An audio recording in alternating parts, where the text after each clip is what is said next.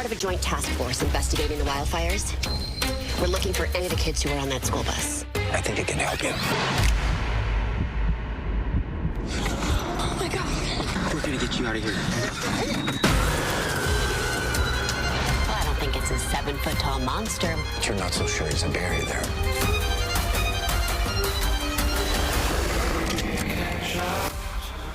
She is one of the most popular scream queens of all time, and now Sarah Michelle Gellar returns to the world of horror in her new series Wolfpack, and Jake loves her. I love her, and this is my first time speaking to her. I've never interviewed her before, which is really cool. Yeah. So between Buffy, I Know What You Did Last Summer, Scream 2, The Grudge, Sarah Michelle Gellar is one of the best scream queens of all time, and she returns to the world of horror in this new series Wolfpack. Starts streaming today on Paramount Plus, and I had the chance to chat with the legendary horror icon about her long history of facing down monsters and her favorite memories of dying on screen.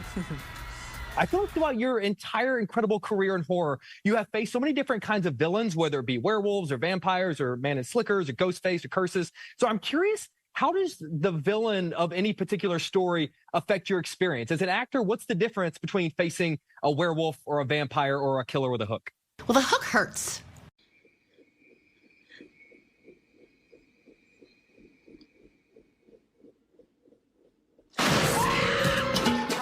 That one can be really painful because you just miss by an inch. That thing gets you. Even the dull one is very sharp. Oh.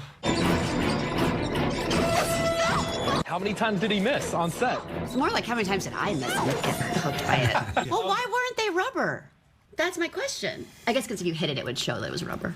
When you're telling a story, we all have things that scare us, and they are the representation of, you know, what scares us the most. And in a weird way, this is almost the scariest because nothing is scarier than teenagers. We're part of a joint task force investigating the wildfires. We're looking for any of the kids who were on that school bus. I think it can help you.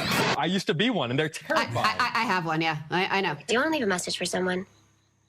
Do you want to die tonight, Cece? You have had some amazing death scenes, and I Know What You Did Last Summer in Scream 2 and The Grudge 2. I'm always curious, like, what is a death scene day like as an actor? Like, what is your mindset like? How does it differ from any other day on set? Well, luckily, I've never had to die of a terminal illness. I feel like that would really mess with me. I've never had to do, you did that one? I haven't had to do that one.